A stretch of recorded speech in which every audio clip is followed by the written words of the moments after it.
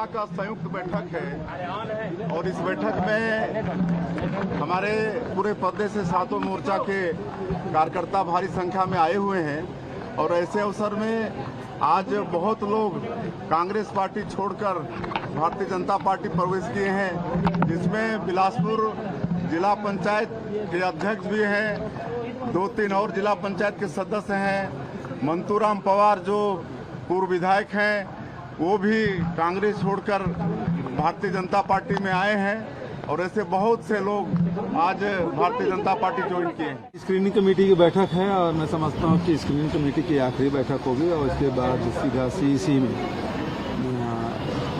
सारे नाम चले जाएंगे और बहुत जल्दी उम्मीद है कि सीईसी में फैसला हो जाएगा। इसका अर्थ ये है कि भारतीय जनता पार्टी की अब लोकप्रियता वो नहीं रही जो मीडिया में दिखाई जाता है। अब धरातल में ये है कि अब लोग चुनाव लड़ने से मना कर रहे हैं, कोई राजनीतिक संन्यास ले रहे हैं, कोई चुनाव लड़ने से मना कर रहे हैं। स्थिति बिल्कुल ठीक नहीं है। नमस्कार, जवाब तो देना होगा। मैं आप सभी का स्वागत है। मैं हूं डॉक्टर अवधेश मिश्रा। छत्तीसगढ़ की सियासत में अब 2024 लोकसभा की रण सज चुकी है। बीजेपी ने अपने पत्ते खोल दिए हैं। सरगुजा से लेकर बस्तर तक नामों का ऐलान कर दिया गया। तो वहीं कांग्रेस ने आज दिल्ली में स्क्रीनिंग कमेटी की बैठक कर एक एक नाम का पैनल या कहा जाए एक एक नाम सीईसी को भेज दिया, जिसपे सीईसी की बैठक के बाद निर्णय लिया जाएगा। दोनों ही पार्टियों में बैठकों का दौर लगातार जारी है। सवाल यह है कि धरातल पे जोर कब से लगेगा। आज इसी विषय पे चर्चा करेंगे। 3 बेहद ही खास मेहमान हमारे से जुड़े। पहले मेहमानों का तारुफ आपसे करा देता हूं। बीजेपी की ओर से राजीव चक्रवर्ती जी, वरिष्ठ नेता है, प्रवक्ता है। राजीव जी, आपका स्वागत है। कांग्रेस की ओर से सुरेंद्र वर्मा जी है, वरिष्ठ प्रवक्ता है, वरिष्ठ नेता है। सुरेंद्र जी, आपका स्वागत है। बतौर राजनीतिक विश्लेषक वरिष्ठ पत्रकार के शर्मा जी भी हमारे साथ है। के जी, आपका भी स्वागत है। सुरेंद्र जी, मेरा पहला सवाल आपसे, पहला सवाल इसलिए आपसे क्योंकि बीजेपी ने तो पत्ते खोल दिए, आप अभी तक बैठक ही कर रहे हैं। कब तक बैठक चलेगा? अवधेश जी, पहले भी ये परंपरा रही है। जहां तक प्रत्याशियों के चयन का सवाल है, चुनाव तिथि डिक्लेयर होने के बाद, आचार संहिता लगने के बाद ही दोनों प्रमुख राष्ट्रीय पार्टियां जो है अपने प्रत्याशियों पर फैसला करते रही है। लेकिन ये भारतीय जनता पार्टी की हड़बड़ाहट है। इनको इस बात का अंदेशा लग चुका है कि अब मोदी सरकार की रवानगी का समय आ चुका है। जो जनता का मोह है वो भारतीय जनता पार्टी से भंग हो गया है। मोदी सरकार की वादा खिलाफी के चलते भारतीय जनता पार्टी अब जनता के रुख को ये पहचान चुके हैं। अब इनको इसीलिए जो है हड़बड़ाहट में जिस प्रकार से प्रत्याशी की घोषणा छत्तीसगढ़ में हुई है, देखिए चिंतामणि महाराज वही हैं जो पहले नंबर की जो सीट है छत्तीसगढ़ में, वहां पर प्रत्याशी बनाए गए हैं जो विधानसभा चुनाव के पहले कांग्रेस से भाजपा में गए बिल्कुल, और ईडी के आरोपी हुआ करते थे और अब जो है वो भाजपा के प्रत्याशी बन गए हैं। मतलब उनके सारे पाप धुल गए। उसी तरह से रायपुर से जो है, रायपुर लोकसभा जो है 7 बार से भाजपा जीतते आई है। लेकिन मजबूरी समझिए, यहाँ जिनको प्रत्याशी घोषित किया गया है वो बृजमोहन अग्रवाल जी स्कूल शिक्षा मंत्री हैं और अनिच्छा जाहिर कर चुके थे पहले भी और अभी भी बड़े बेमन से वो कह रहे हैं कि पार्टी ने जो दावेदारी। ठीक है सुरेंद्र जी, मैं इस विश्लेषण के साथ जरूर आपके पास लौटूंगा। एक बार राजीव जी का रुख कर लेता हूं मैं। राजीव जी, आप लोग आज के दिनांक तक अपने पार्टी के कुनबे को बढ़ाने का काम लगातार आप लोग जारी किए हुए। आज भी पूर्व विधायक मंतूराम पवार, जिला अध्यक्ष, कई नगर पंचायत के अध्यक्ष, तमाम लोग आज भी बीजेपी का दामन थाम रहे। साहब, जब आपको 400 पार का टारगेट आपका है, आप कहते हैं कि बीजेपी देश नहीं वरन पूरी दुनिया की सबसे बड़ी और मजबूत पार्टी है, तो ऐसे में जो कार्यकर्ताओं की फौज आप लोग इकट्ठा करते जा रहे, करेंगे क्या? धरातल पे कब उतरेंगे आप? देखिए डॉक्टर अवधेश साहब, हम तो धरातल पर ही है। एक कहावत ही चला था, जानिबे मंजिल में अकेले ही लोग मिलते गए, कारवां बनता गया। तो कांग्रेस के जो बंधु राष्ट्रवाद के नाम पर या मोदी जी के मिशन विकास के नाम पर, मोदी जी का परिवार भारत का परिवार के मिशन पर जो लोग आते जा रहे हैं, हम उनका स्वागत कर रहे हैं। इसमें कोई दुराव छुराव नहीं है कि आप कांग्रेस के हैं तो हम आपको आत्मसात नहीं करेंगे, बल्कि एकदम शिष्टता के साथ, शिष्टाचार के साथ जो बंधु आना चाहे, किसी भी दल के हो, वैचारिक प्रतिबद्धताएं अलग रहती है। आप आ रहे हैं, आपका स्वागत है।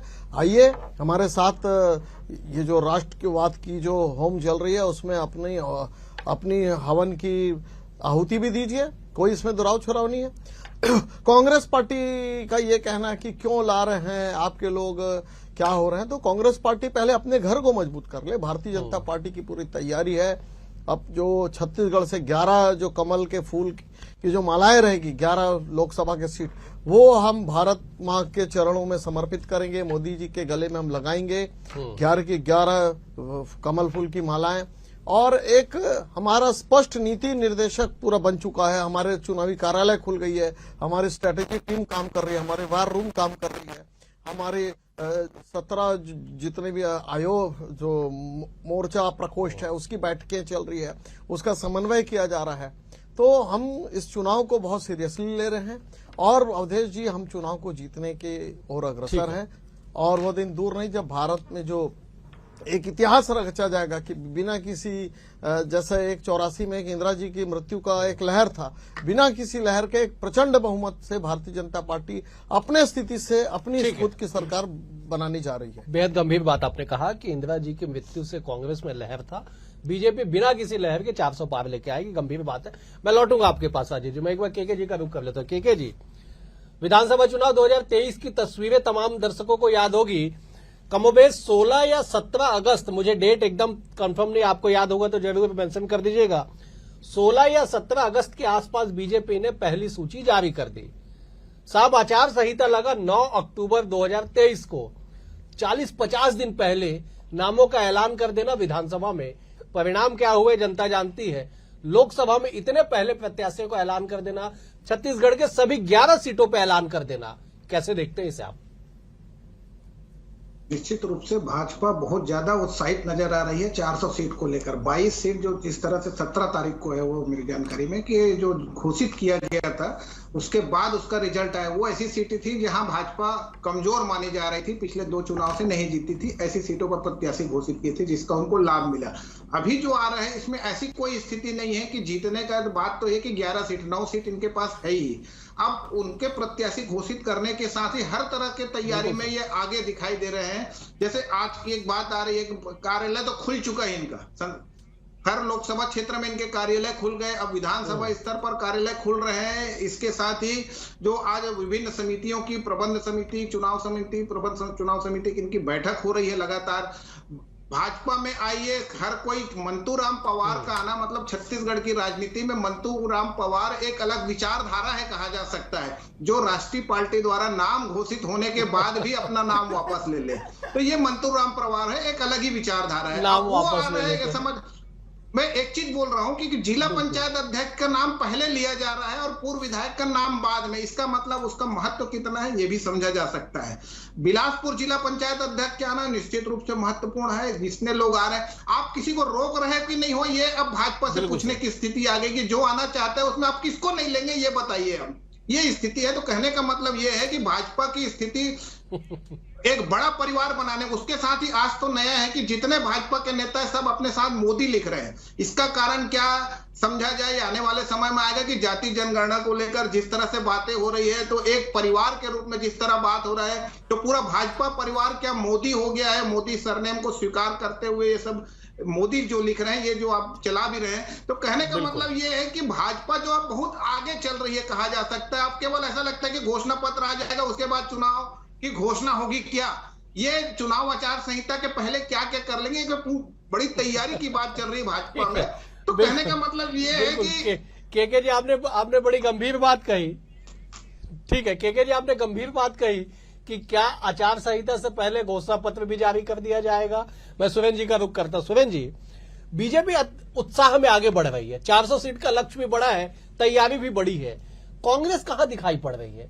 आज आप लोगों की स्क्रीनिंग कमेटी की बैठक हुई, सीईसी की बैठक कब आप लोग करेंगे, कब नामों का ऐलान करेंगे, कब वो नाम के ऐलान होने के बाद कब स्थिति जो है सामान्य होगा?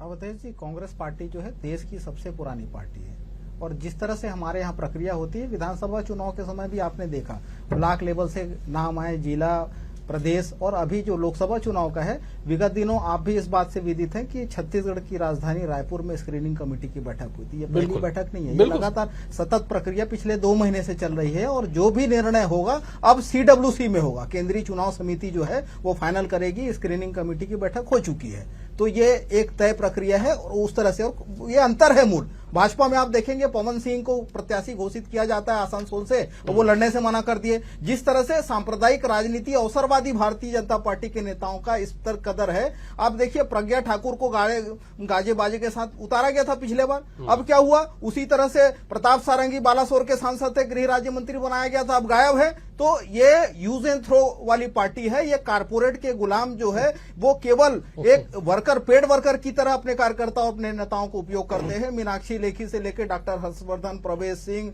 और तमाम नेता है। गौतम गंभीर ने तो चुनाव लड़ने से पहले ही मना कर दिया था। जिस तरह से रमेश विधूड़ी और जयंत सिन्हा जी का नाम है, तो पूरे देश में भारतीय जनता पार्टी देखिए ये अपने नफे नुकसान के हिसाब से कार्यकर्ता और नेताओं के हक का गला ये घोटते रहे हैं। मूल बात जो असल मुद्दे हैं, जिस पर लोकसभा का चुनाव होता है, जो राष्ट्रीय मुद्दे हैं, 2 करोड़ रोजगार हर साल देने का वादा था, 100 दिन में महंगाई कम करने का वादा था, जिस तरह से 2022 तक हर व्यक्ति के घर छत पे घर देने का वादा था, छत देने का वादा था, 2022 तक किसानों की आय दुगनी करने का वादा था, एमएसपी की कानूनी गारंटी देने का वादा था, स्वामीनाथन कमेटी की सिफारिश के अनुसार 50% लाभ का वादा था, 200 स्मार्ट सिटी और तमाम सांसदों के गोद लिए गांव तो इनके सांसदों के गोद से बाहर नहीं निकाल पाए। तो भाजपा ये जान चुकी है कि इस चुनाव में, और छत्तीसगढ़ के संदर्भ में आप बात करेंगे तो छत्तीसगढ़ में बस्तर से जिनको टिकट दिया गया है, इनको जो भोजराज जी हैं वो सरपंच चुनाव हारे थे कांकेर में, और बस्तर के जो है महेश कश्यप जी हारे थे। और जो भोजराज नाग है उनके संदर्भ में इन्हीं के कार्यकर्ता कहते हैं वो महाराष्ट्र के गोंड आदिवासी है, वो स्थानीय तो है। इनके यहाँ प्रत्याशियों का टोटा इस कदर है कि बुला बुला के चिंतामणि को जिस प्रकार से दागी बताया। मैं जवाब ले लेता हूँ सुरेंद्र जी। राजीव जी, क्या बीजेपी में प्रत्याशियों का टोटा हो गया? चिंतामणि महाराज का जिक्र कर रहे हैं कि कांग्रेस से हाल फिलहाल में आए, लोकसभा जैसे देश की सबसे बड़ी पंचायत के लिए आपने उन्हें प्रत्याशी बना दिया। बृजमोहन अग्रवाल पहले से छत्तीसगढ़ में मंत्री है, सबसे वरिष्ठ मंत्री है, उन्हें लोकसभा में आपने उतार दिया। क्या सच में प्रत्याशी की कमी हो गई, या इतने प्रत्याशी हो गए कि चयन नहीं कर पा रहे आप लोग? अवधेश जी, बहुत अच्छा प्रश्न किया आपने। बहुत इस चुनाव की सरगर्मी में सुरेंद्र जी ने बहुत अच्छा बात कही, एक मनोरंजन हो गया कि गोंड जो है वो महाराष्ट्र के हैं। तो मान लीजिए उनके पूर्वज महाराष्ट्र से आए थे, तो कांग्रेस की नजर में बहुत बड़ी हत्या है, यानी बहुत बड़ी साजिश है, बहुत बड़ा जुर्म है। अगर कोई अरब से आकर यहाँ पर बम धमाके करे तो हमारा बच्चा, अगर मान लीजिए कि इसका पूर्वज महाराष्ट्र से आता है, तो कांग्रेस की नजर में बहुत बड़ा जुर्म है। यह कांग्रेस पार्टी की और राहुल गांधी जी की नीति है जो दिख रहा है कि ये बाहरी, वो अंदरी, वो बाहर का, वो दागी, ये कांग्रेस पार्टी तय कर करके पिछले 65 साल से बाहरी, अंदरी, बाहर का, बेटी बचाओ का बोलने दीजिए। एक बार राजीव जी को कंप्लीट कर लीजिए। क्यों हो रहे हैं? राजीव जी आप कंप्लीट कर लीजिए। हाँ, मैं कंप्लीट कर रहा हूँ। तो ये जो कांग्रेस पार्टी है, यहाँ कोई कैमरामैन है क्या जो ओबीसी है? यहाँ कोई कैमरामैन है क्या दलित है? कोई पत्रकार? ये जो विश्वमैन राहुल गांधी जी कर रहे हैं भारत न्याय यात्रा के नाम पर, जिस प्रकार से किसानों को भड़का रहे हैं, और मोदी जी 5 ट्रिलियन इकोनॉमी की बात करते हैं। मोदी जी बात करते कि भारत की अर्थव्यवस्था कैसे अच्छा हो कि हर भूखे को रोटी मिले, हर गरीब के हाथ में काम मिले, और कांग्रेस पार्टी बात करती तू बाहरी, तू अंदरी, तुम बाहर के, तुम महाराष्ट्र के। तो देखिए स्पष्ट है कि कांग्रेस पार्टी विश्वमन करके फूट डालो और राज करो की नीति करना चाहती है। और मोदी जी कहते हैं कि मेरा परिवार मोदी का परिवार, भारत का परिवार मोदी का परिवार। राजीव जी, आप दरअसल आज उस स्टूडेंट की तरह बिहेव कर रहे, जिस स्टूडेंट के लिए पेपर कोई से भी आएगा जो वही लिखूंगा बोलेगा। पेपर किसी विषय का है। मेरा सीधा सवाल है साहब कि क्या बीजेपी में प्रत्याशी का अभाव है? कोई अभाव नहीं, कोई अभाव। हमारी नीति नियत है। नहीं अवधेश जी, कैसी बात कर रहे हैं आप? हमारी नीति नियत है, जो भारतीय जनता पार्टी का 5 रुपए का सक्रिय सदस्य बना है वो एलिजिबल है। अगर सुरेंद्र जी कल आते हैं, भारतीय जनता पार्टी की सदस्यता लेते हैं, और अगर पार्टी समझती है कि सुरेंद्र जी में काबिलियत है, वो एक अच्छे वकील है, अच्छे वक्ता है, उनमें सामाजिक सरोकार हो सकता है, उनको दे दें। तो इसका ये मतलब नहीं है कि आप राजीव चक्रवर्ती का दुरुपयोग कर दिया, भारतीय जनता पार्टी ने फेंक दिया, ऐसा कुछ नहीं है। राजीव जी, आप डिबेट में बैठ के सुरेंद्र जी को बरगलाइए, मैं लौटूंगा। नहीं, ये इसका मतलब है कि हर कोई हमारा परिवार है, हर कोई हमारा परिवार है। अगर बृजमोहन जी की उपयोगिता बड़े पंचायत में है देश के, जो 40 साल तक इस विधानसभा रूपी पंचायत में कार्य कर रहे इस प्रदेश की, क्या उनका अधिकार नहीं कि उनकी आवाज देश की जनता भी सुने? बिल्कुल, इतने अच्छा वक्ता के रूप में। ठीक है, ये तो राजनीतिक में हम नवाचार कर रहे हैं। राजीव जी, बिल्कुल नवाचार आप कर रहे हो। मैं केके जी का रुख कर लेता हूं। केके जी, बीजेपी नवाचार कर रही है राजनीति में, कांग्रेस में सतत प्रक्रिया है बैठकों का, जो बैठक चल रहा है। क्या आपको लगता है कि बीजेपी के प्रत्याशियों के ऐलान के बाद कांग्रेस को सोच विचार करने के लिए एक खुला मैदान, खुला मंच मिल गया है? निश्चित रूप से जब एक दल के प्रत्याशी आ चुका है, क्योंकि छत्तीसगढ़ में प्रमुख रूप से कांग्रेस भाजपा ही है, तो वो दूसरे दल को ये बिल्कुल मिल जाता है। मान लीजिए महासमुंद की बात करें, यदि अगरिया समाज की एक महिला को यदि वहां से भाजपा ने टिकट बनाया है तो उनके पास ओपन हो जाता है कि अन्य जाति जिसका बहुमत है, जिस तरह से हम देखते हैं कि साहू समाज का वहां बहुमत की बात आती है, अजीत जोगी, विद्याचरण, पवन दीवान, इस नाम को छोड़ दे तो वहां पे जो रहा है साहू समाज के सांसद रहे। तो ऐसी स्थिति में आप वहां पे एक माहौल बन जाता है। तय करना तो कांग्रेस के लिए आसान नजर आ जाता है हर जगह से। जैसे कांकेर की बात कर रहे हैं या चिंतामणि महाराज को लेकर गए, तो उनके प्रत्याशी को लेकर और जो उस तरह से 3 महिलाओं को टिकट दी है, 4 ओबीसी को टिकट दी है, ये तमाम जो गणित है विपक्ष के लिए एक बहुत बढ़िया अवसर है कि इस तरह आने के बाद। लेकिन आपके जो वरिष्ठ नेता है वो चुनाव लड़ने से अलग अलग जो बातें कर रहे हैं, चाहे टीएस सिंहदेव की बात करें या भूपेश बघेल की बात करें, तो ये तमाम वरिष्ठ नेताओं को चुनाव मैदान में आना होगा, जो अभी स्थिति इतना आसान नहीं है। मोदी के नाम पर ही हर कोई जीतने की स्थिति चिंता। पहली चीज ये है कि विचारधारा क्या समाप्त हो गया है, जीतने योग्य ही एक महत्वपूर्ण आधार बन गया है टिकट के लिए, ये विचार वाली बात है। जिस तरह से आप चिंतामणि के लेकर सवाल उठ रहे हैं, जीत जाएंगे इसीलिए दे रहे हैं कि आपकी विचारधारा से। मंतूराम पवार क्या विचारधारा से संबंधित है या भाजपा से, क्या उसके मतलब लाभ क्या मिलने वाला है, ये तमाम प्रकार की बातें। तीसरे नंबर में अंतागढ़ में थे, 15,000 वोट पाना निश्चित रूप से मायने रखता है, उस क्षेत्र में उसकी पकड़ रही है। लेकिन हर कोई को आप ले रहे हैं। अभी सुरेंद्र वर्मा जी को राजीव जी आमंत्रित कर रहे हैं, कल कहीं वो जाएंगे तो क्या वो उनकी क्या स्थिति रहेगी। तो कुल मिलाकर के कि हर किसी को आने के लिए तैयार है, यही स्थिति कहा जा रहा है। बाजू में हाथ मत पकड़ ले राजीव जी, यहां तक की स्थिति पहुंच चुकी है भाजपा में। ये राजनीतिक रूप से कहा जा सकता है कि हर कोई भाजपा जो लेने के लिए तैयार है। इसमें विचारधारा का कहां है। और जब प्रत्याशी चयन की बात होती है तो ईमानदार छवि को लेकर के जनता उम्मीद करती है कि राजनीतिक दल जो है इस प्रकार से प्रत्याशी मैदान में उतारे, ताकि हम उसको आंख मूंद करके पार्टी के विश्वास करते हुए या मोदी के नाम पर या राहुल गांधी के नाम पर हम मतदान करें। तो इसको भी राजनीतिक दलों को ध्यान देना चाहिए कि ईमानदार एक अच्छी छवि के व्यक्ति को सामने लाए, ताकि जनता का जो विश्वास है वो उस पार्टी पर बना रहे। जी ठीक है, मैं सुरेंद्र जी का रुका। सुरेंद्र जी, जिस बात को केके जी कह रहे हैं कि एक विचार करने के लिए, प्रत्याशियों पे फोकस करने के लिए, फिर से चर्चा करने के लिए कांग्रेस के पास एक मंच मिला बीजेपी के प्रत्याशी के ऐलान के बाद। लेकिन सवाल यहां पे ये उठता है सुरेंद्र जी कि बड़े चेहरों पे क्या कांग्रेस दांव लगाएगी? जिस तरह से बार बार राजनीतिक गलियारों में चर्चा हो रही है कि भूपेश बघेल चुनाव लड़ेंगे, टीएस सिंहदेव चुनाव लड़ेंगे, ताम्रध्वज साहू चुनाव लड़ेंगे, रविंद्र चौबे चुनाव लड़ेंगे, क्या वास्तविकता में यह है कि कांग्रेस जो है बड़े चेहरों पे दांव खेलेगी, भले वो विधानसभा चुनाव में उन्हें हार का सामना करना पड़ा हो? अवधेश जी, विगत दिनों जब रायपुर में मीटिंग थी, हमारे प्रभारी सचिन पायलट जी और प्रदेश अध्यक्ष की उपस्थिति में उन्होंने यह कहा था कि जो टिकट का फार्मूला है, जो यहाँ प्रत्याशी चयन किए जाएंगे, उसमें अनुभवी भी रहेंगे और युवाओं को भी अवसर मिलेगा, महिलाएं भी रहेंगी। तो उस दिशा में देखिए पार्टी में पैनल के नाम गए हैं, एक एक नाम पर चर्चा हो रही है, वो फाइनल स्थिति में है। मूल बात जो है, वर्तमान दौर में भारतीय जनता पार्टी इतने संशय की स्थिति में है और पराजय इनको इतना नजदीक दिख रहा है कि पिछले 11 जो प्रत्याशी थे उसमें से 9 को ये बदल दिए। 9 लोकसभा सीटों में ये नए प्रत्याशियों को आजमाए हैं। और 2 जगह देखिए जिस प्रकार से बृजमोहन जी ने अनिच्छा जाहिर की थी, और सरोज पांडे जी का कार्यक्षेत्र जो है वो दुर्ग रहा है, उसको जिस प्रकार से कोरबा में बलि का बकरा बनाया गया है, तो भारतीय जनता पार्टी भी ये जान रही है कि जन आक्रोश भाजपा के खिलाफ है। और जो एंटी इनकम्बेंसी है, 10 साल में मोदी सरकार की नाकामी और वादा खिलाफी के चलते चरम पर है एंटी इनकम्बेंसी। और जिस तरह से इनकी मजबूरी देखिए, जिन पर महिलाओं के शोषण का आरोप लगा, ब्रिजभूषण, उपेंद्र, बाराबंकी से उनको टिकट मिला, तो भारतीय जनता पार्टी हर हाल में हर कदम उठाने, हर परिस्थिति में इनको केवल ऐसे लोग चाहिए जो चाहे कितने करप्ट रहे, भ्रष्ट रहे, उनका व्यक्तिगत तौर पर आचरण चाहे कुछ भी रहे। और जिस तरह से भारतीय जनता पार्टी के वर्तमान दौर में देखिए, अब जो सुप्रीम कोर्ट ने हाल ही में जो चुनावी बॉन्ड को लेके कमेंट किया था, जिसको संवैधानिक घोषित किया, 6-6 हजार करोड़ रुपए इनको हिसाब देना है इस महीने के आखिरी तक, फरवरी के आखिरी तक।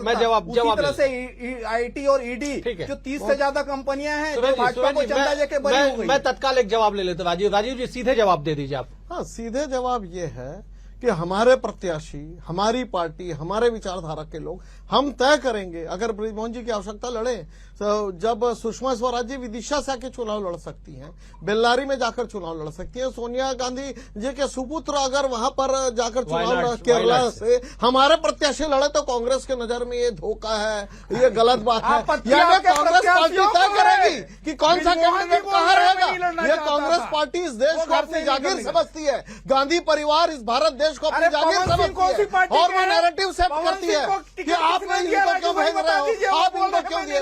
अरे अगर न्यायालय से कोई दोषी नहीं हुआ है, ये कानून बना हुआ, अगर कोई न्यायालय से दोषी है तो चुनाव नहीं लड़ सकते, ये कानून भी हमने लाया। अगर मान लीजिए कोई चुनाव लड़ता है तो कांग्रेस पार्टी तय करेगी। अरे जिसको अरे वो जाट पुत्र है, अगर मान लीजिए हमारे 11 के 11 सीट में आप सुरेंद्र जी अपने पार्टी की चिंता कर लीजिए, हमें ठीक हो, आप परिवारवाद को मानते हैं कि केवल गांधी परिवार अमेठी से लड़ेगा, केवल वायनाड से गांधी परिवार लड़ेगा, रायबरेली से केवल गांधी परिवार लड़ेगा, और हम तो जहां चाहे जिसे चाहे चुनाव लड़ा सकते हैं।